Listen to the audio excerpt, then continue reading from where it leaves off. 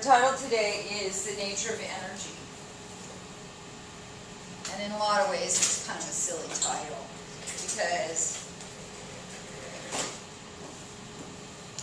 really we're going to get to the fundamental nature of energy here in one set of notes. You guys, it's just not going to happen.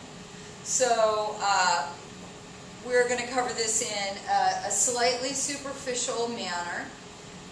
We need to get some vocabulary out of the way so that we can begin to talk about the kind of energy changes that occur during chemical reactions. So that's really what we're trying to get at is, are we absorbing energy? Are we releasing energy? And when we're talking about energy, what are we talking about anyway? So that's our topic.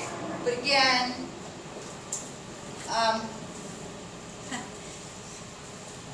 it's only the tip of the iceberg. Okay, so nature of energy. Well, what is energy first of all? Energy is not matter. Let's just stop it right there. It has no mass or volume. And so we are going to make this a very, very simplistic explanation, you guys. We know it's not matter because it doesn't have any mass or volume. Energy doesn't take up space. And we can't put it on a scale or a balance and weigh it. It doesn't have any mass.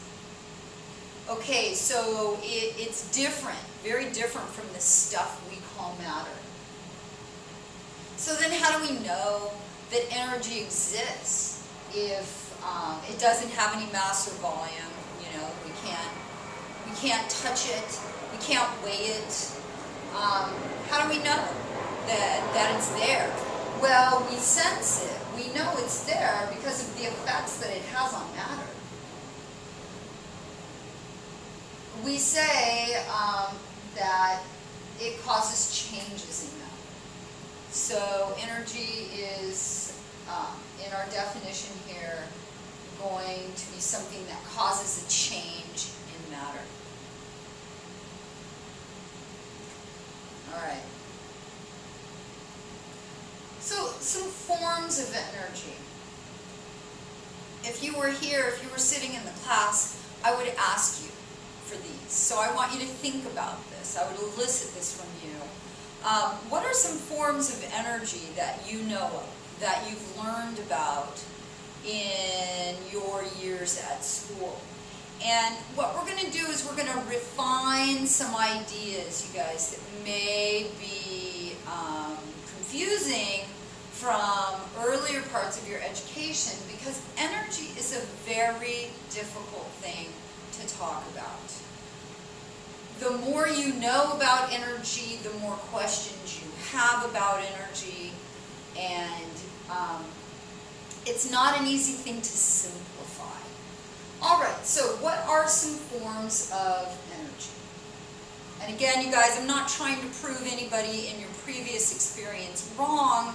What we're going to do now is we're going to just try to refine some of these ideas that you have gathered in your 15 to 18 years on this planet.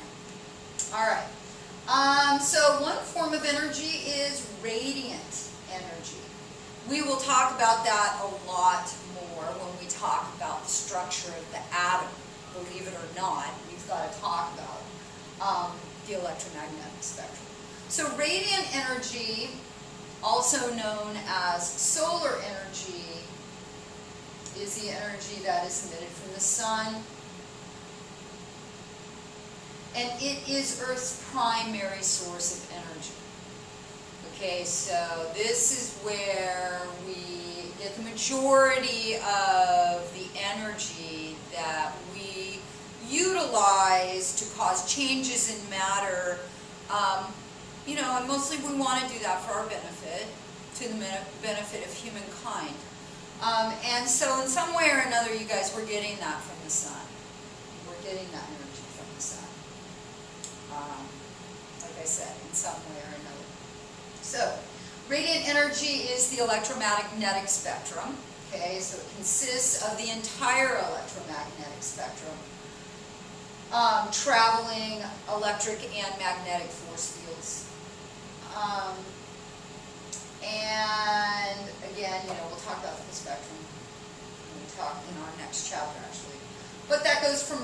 radio being the longest wavelength of electromagnetic radiation, to gamma waves, which are the shortest wavelength. So that includes what? Radio waves, microwaves, X-rays, infrared, visible light, ultraviolet.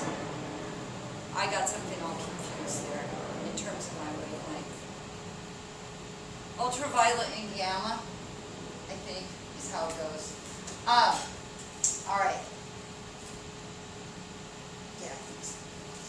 Okay, so that's one form of energy, radiant energy, electromagnetic. What's another form of energy? Thermal energy. So thermal energy is the energy associated with the random motion of atoms and molecules. And in general, thermal energy can be calculated from the temperature of the sun. It's another form of energy. Chemical. So chemical energy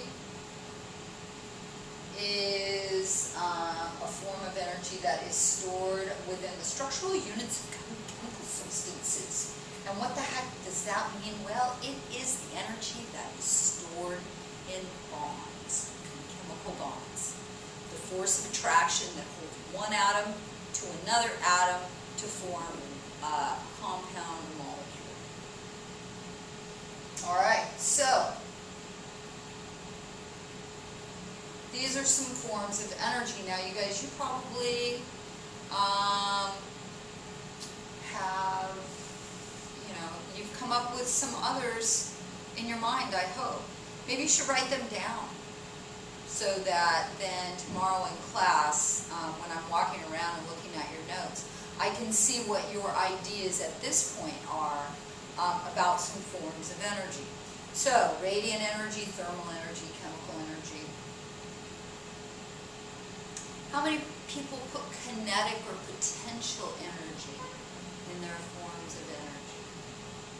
This is a very common mistake.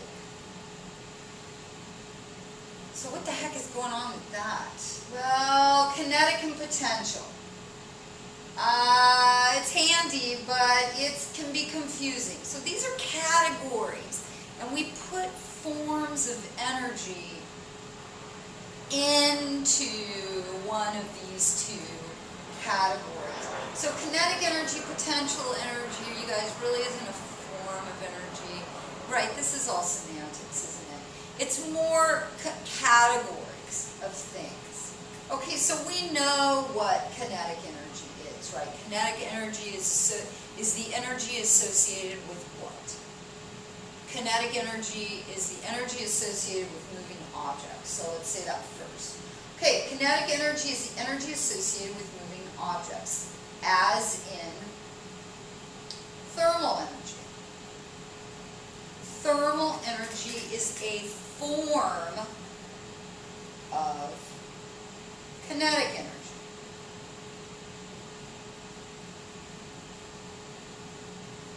Because, of course, thermal energy is the energy associated with random motion.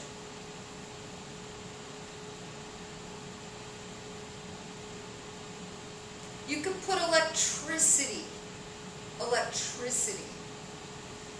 because it is the energy associated with moving what? With moving electrons,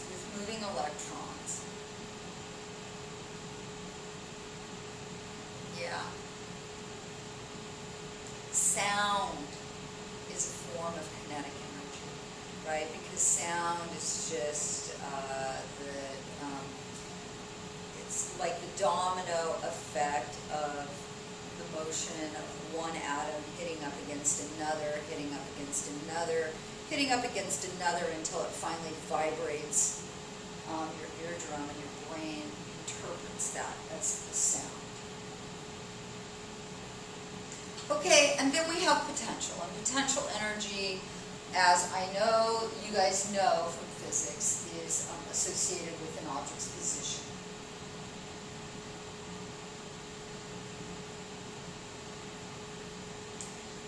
So potential energy, an example of that would be chemical energy. The energy that is stored in bombs is potential energy. So what do I mean by the position? Well, in terms of holding one atom next to another atom and stabilizing them, okay, there is a certain amount of energy that is associated with the position of those two atoms in relation to one another.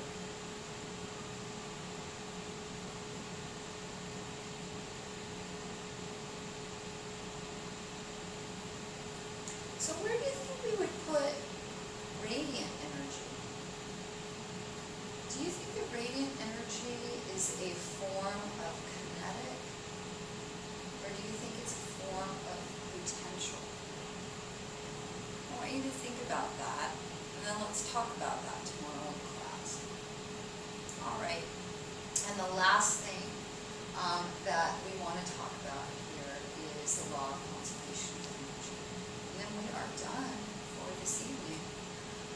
Law of conservation of energy states the total quantity of energy in the universe is assumed to be constant. Energy is neither created or destroyed.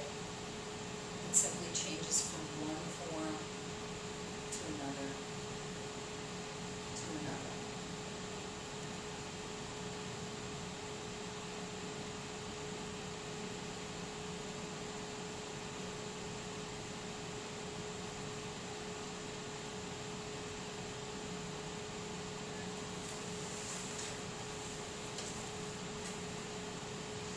So, radiant energy is converted to chemical energy in plants via the chemical reaction photosynthesis. And then that chemical energy can be used to produce mechanical energy in our muscles. Chemical energy can be converted into mechanical energy in terms of a moving car. But always in these transformations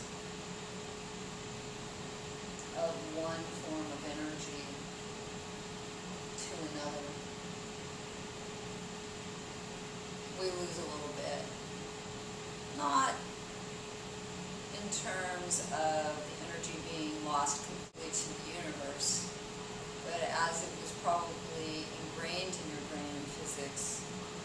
No matter how perfect the energy conversion mechanism may be,